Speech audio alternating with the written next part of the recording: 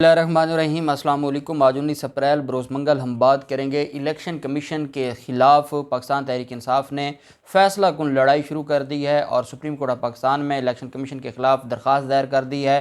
दूसरी तरफ foreign funding case पर आज समाअत हुई है और कैसे चकरा कर रख दिया है पाकिस्तान तहरीक इंसाफ के वकील ने, और ये उम्मीदें लगा कर बैठे थे कि डेली बुनियाद पर, रोज़ाना की बुनियाद पर समाअत होगी और पाकिस्तान तहरीक इंसाफ को फ़ारिग कर दिया जाएगा, वो इलेक्शन कमीशन ही गैर आइनी बैठा है, ये एतराज़ उठा दिया है इलेक्शन कमीशन पर। बड़ी अहम तफसीलात हैं आज की समाअत की, उसका अहवाल मैं आपके साथ शेयर करूँगा। और साथ पाकिस्तान तहरीक इंसाफ की तरफ से ये कहा गया है कि जो इस्लामाबाद हाई कोर्ट का फ़ैसला है, जो 1 माह की डायरेक्शन दी गई है, वो इंतहाई बदकिस्मत फ़ैसला है और इस फ़ैसले के ख़िलाफ़ हम इंट्रा कोर्ट अपील फ़ाइल करेंगे, क्योंकि ये जो ऑब्जर्वेशंस दी गई हैं इनका ना इस केस के साथ कोई लेना ना देना, लेकिन बड़ी बदकिस्मती है कि ये ऑब्जर्वेशंस अदालत की तरफ से मंजूर की गई हैं या ये डायरेक्शन दी गई है, उसको भी अदालत में चैलेंज करने का कहा है पाकिस्तान तहरीक इंसाफ की तरफ से।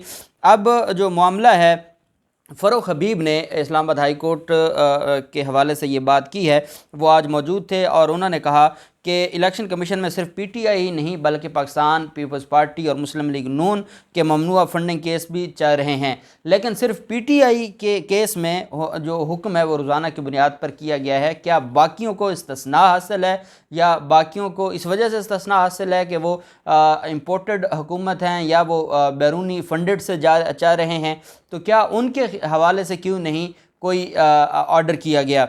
साथ उनकी तरफ से ये भी एतराज़ उठाया गया कि नून लीग और पीपल्स पार्टी के लिए कोई अलग कानून क्यों है।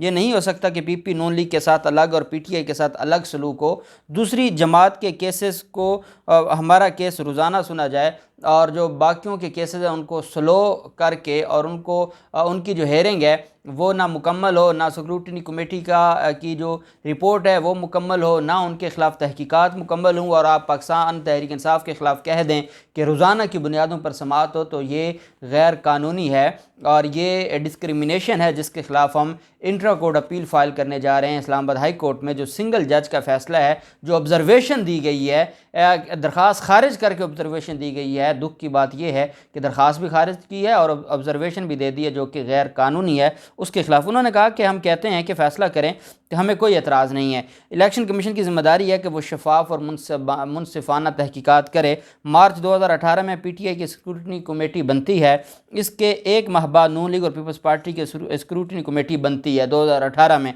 लेकिन अदलिया का हुक्म था बग़ैर इम्तियाज़ी सलूक के तमाम जमातों की जाँच पड़ताल की जाए, बताया जाए कि पीपल्स पार्टी और नून लीग का हिसाब आगे क्यों नहीं बढ़ रहा, जबकि पीटीआई केस में पहले एक माह की तारीख डाल दी जाती थी और अब रोज़ाना की बुनियाद पर समाअत की जा रही है।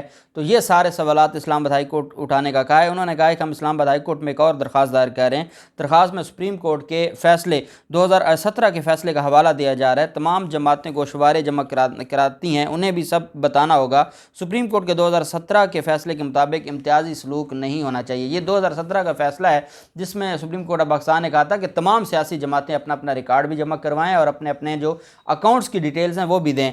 पाकिस्तान तहरीक इंसाफ का कहना है कि हम इस्लामाबाद हाई कोर्ट जा रहे हैं। एक तो वो इंट्रा कोर्ट अपील फाइल करेंगे उस सिंगल जज के फैसले के खिलाफ जिसने रोज़ाना की बुनियाद पर समाअत का हुक्म दिया है। दूसरी एक दरख्वास्त दायर करेंगे implementation of order of supreme court, जो 2017 का ऑर्डर है कि जो सियासी जमातें अपने गोशवारे जमा करवाते हैं उन सब ने अपना रिकॉर्ड और अपना जो डॉक्यूमेंट्स है वो देने हैं। तो आप 2017 का जो ऑर्डर है सुप्रीम कोर्ट का, उस पर अमल दरामद करने की बजाय सिर्फ पीटीआई को क्यों आप पॉइंट आउट कर रहे हैं। ये दरख्वास्त भी इस्लामाबाद हाई कोर्ट में दायर करने जा रही है पाकिस्तान तहरीक इंसाफ, और मैं समझता हूँ कि ये वाकई सारी चीज़ें बड़ी अहम हैं। फ़ारूक हबीब ने यह भी कहा है कि इसराइल इंडिया से फंडिंग आ गई, ये सब आपका किरदार है। उसामा बिन लादेन से पैसे लेकर तो हुकूमत आप गिराते हैं, जबकि पीटीआई पहली जमात है जिसने सियासी फंड रेजिंग के एक एक रुपए का हिसाब रखा। और उन्होंने कहा कि इस्लामाबाद हाई कोर्ट के फैसले के खिलाफ इंट्रा कोर्ट अपील में आइन के आर्टिकल 3, आइन के आर्टिकल 17 पर मुकम्मल अमल दरामद करवाना है। हमारी इस्तदा है कि इन केसेस का फैसला एक साथ आना चाहिए। पाकिस्तानी कौम आइनी इदारे की तरफ देख रही है। ये तो मामला है जो इस्लामाबाद हाई कोर्ट में पाकिस्तान तहरीक इंसाफ लेकर जा रही है। दूसरी तरफ पाकिस्तान तहरीक इंसाफ जो सुप्रीम कोर्ट ऑफ पाकिस्तान पहुंची है और ये इनके जो इलेक्शन कमीशन की एक बहुत बड़ा ब्लंडर है। इलेक्शन कमीशन दोबारा हल्का बंदियाँ शुरू कर दी हैं, शेड्यूल जारी कर दिया है। उसका मकसद है कि 4 महीने तक वो हल्का बंदियों में रखेंगे और उसके बाद फिर इलेक्शन होना भी होगा तो 3 माह बाद इलेक्शन होगा। वो इस साल के एंड पर इलेक्शन लेकर जाना चाहते हैं। पाकिस्तान तहरीक इंसाफ की तरफ से ये असद उमर जो कि सेक्रेटरी जनरल हैं पाकिस्तान तहरीक इंसाफ के, उनकी तरफ से दरख्वास्त दायर की गई है। आर्टिकल 184(3) के तहत ये दरख्वास्त सुप्रीम कोर्ट ऑफ पाकिस्तान में दायर की गई है और इलेक्शन कमीशन की जानिब से नई हल्का बंदियों के कराने के शेड्यूल के ख़िलाफ़ सुप्रीम कोर्ट में ये दरख्वास्त दायर की गई है।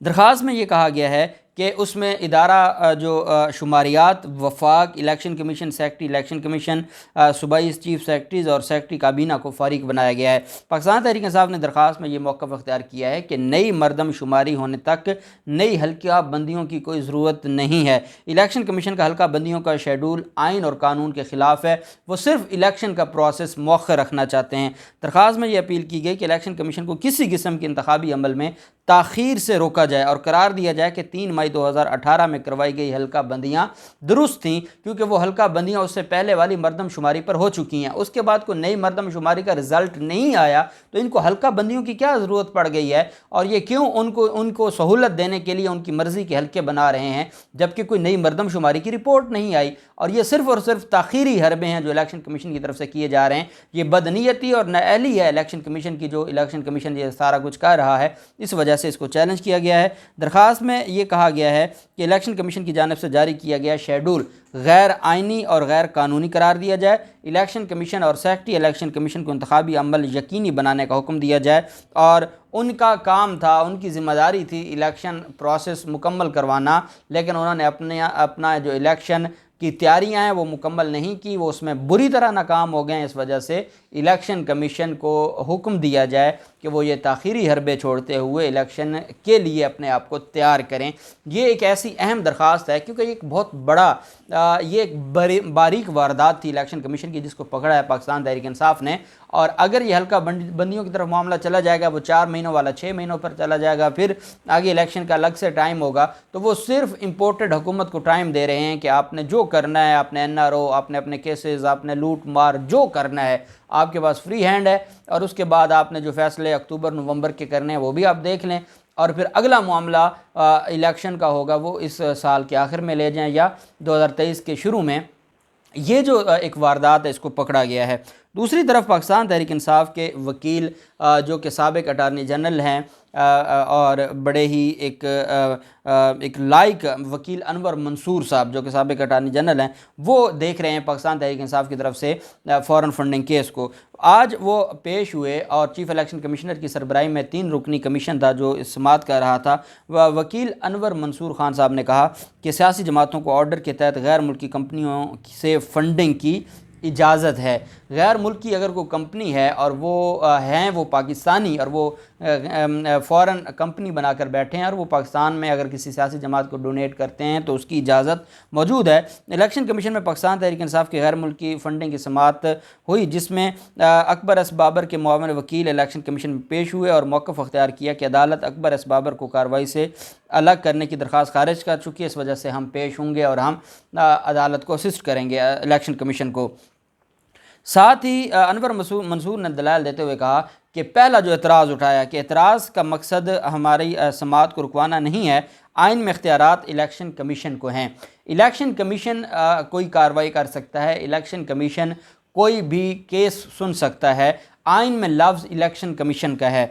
उन्होंने कहा कि इलेक्शन कमीशन को हैं और सिर्फ कमिश्नर या मेंबर्स को ये इख्तियारात नहीं हैं। जो आइन के इख्तियारात हैं वो इलेक्शन कमीशन को हैं, वो चीफ इलेक्शन कमिश्नर या मेंबर्स को नहीं हैं। इलेक्शन कमीशन मुकम्मल फ़ाल नहीं है और ये हमारा एतराज़ है कि इस वक्त इलेक्शन कमीशन के सिर्फ 3 मेंबरान हैं, चीफ इलेक्शन कमिश्नर और 2 मेंबरान। इसके अलावा जो 5 मेंबरान होने चाहिए थे टोटल, 2 मेंबरान इस वक्त नहीं हैं। जब तक वो 2 मेंबरान इलेक्शन कमीशन में तैनात नहीं होते इलेक्शन कमीशन मुकम्मल नहीं है, इलेक्शन कमीशन गैर फ़ाल है। ये तब तक इलेक्शन कमीशन अपनी आइनी जिम्मेदारियां नहीं निभा सकता और आइनी बुनियादों पर केस की समाअत नहीं कर सकता जब तक इलेक्शन कमीशन मुकम्मल ना हो। उन्होंने सवाल उठाया कि अगर हम दौरान समाअत हम 2 मेंबरान पर एतराज़ उठा देते हैं और ये मामला फिर पहले 3 रुकनी था और ये आपको ये जो बेंच है वो 5 रुकनी बनाना पड़ता है, तो आपके पास तो बंदे ही कोई नहीं है, आपके पास तो 5 लोग पूरे ही नहीं हैं, तो हम अगर एतराज़ उठाएंगे तो आप क्या करेंगे। तो ये चीज़ें हैं, क्योंकि कानून ये कहता है कि अगर 3 रुकनी कमीशन है, एतराज़ आया है तो आप उसको 5 रुकनी के बना देंगे और वो 5 रुकनी उसको सुनेगा। तो यहाँ तो हैं ही 3 और इलेक्शन कमीशन मुकम्मल नहीं है और आइन जब इख्तियार देता है तो वो इलेक्शन कमीशन को देता है, वो चीफ इलेक्शन कमिश्नर या कमिश्नर्स को नहीं देता। इस वजह से आप कैसे बैठकर सुन सकते हैं जब तक आप अपने 5 मेंबर पूरे नहीं करते, जब तक आप फॉल नहीं होते। तो उन्होंने कहा कि ये हमारा आप नुक्ता लिख लें, ये हमारा जो पॉइंट है ये इसको आप नोट कर लें, हम इस पॉइंट के ऊपर मज़ीद अदालत में सारी चीज़ें लेकर आएंगे। साथ उन्होंने ये भी कहा कि आइन के आर्टिकल 218 का हवाला दिया। चीफ इलेक्शन कमिश्नर ने इस्तफसार किया कि जो अदालती हुक्म आया है उसमें तो 30 दिन का कहा गया कि 30 दिन में ख़त्म करें। तो उन्होंने कहा कि सियासी जमातों को सियासी जमातों को ऑर्डर के तहत गैर मुल्की कंपनियों से फंडिंग की इजाज़त है और हर जगह फ़ॉरेन फंडिंग का जिक्र होता है, जबकि केस ममनुआ फंडिंग का है। ममनुआ फंडिंग मुल्क के अंदर से भी हो सकती है। उन्होंने कहा कि केस माली साल 2009 से 2013 का है और स्क्रूटनी कमेटी के TOR गैर मुल्की फंडिंग तक महदूद थे। कमेटी सिर्फ इल्ज़ामात की रोशनी में फ़ॉरेन फंडिंग की तहकीकात कर रही थी। इलेक्शन कमीशन ने कहा कि जो इस पर अब आप क्या चाहते हैं। उन्होंने कहा जी हमने अभी इसके ऊपर बड़ी बहस करनी है, तो एक तो 3 दिन हमें दें, हमने इस पर अभी तो हमने 3 दिन तैयारी करनी है। दूसरा ये है कि जो इलेक्शन जो इस्लामाबाद हाई कोर्ट का फ़ैसला है, उन्होंने कहा कि वो इंतहाई बदकिस्मत फ़ैसला है और हम इस्लामाबाद हाई कोर्ट के फ़ैसले को भी चैलेंज करने जा रहे हैं, तो आप इसको इतना सीरियस ना लें, आप इसको रूटीन के मुताबिक चलाएं। खैर बड़ी वहाँ पर बात हुई और उसके बाद इलेक्शन कमीशन ने जो रोज़ाना की बुनियाद पर समाअत शुरू की थी, उन्होंने उनको समाअत अगले हफ्ते तक मुलतवी करना पड़ी और तब तक ये इस्लामाबाद हाई कोर्ट में सारे मामलात को ले जाएंगे। उधर मामला सुप्रीम कोर्ट चला गया है। अब इनके ख़िलाफ़ जो कानूनी और आइनी जंग है वो अगले महाज पर पहुँच चुकी है। देखते हैं क्या होता है। जो भी तफसीलात होंगी आपके साथ शेयर करते रहेंगे। अल्लाह पाक पाकिस्तान का हामी नासिर हो। बहुत शुक्रिया। अल्लाह हाफिज़। पाकिस्तान जिंदाबाद।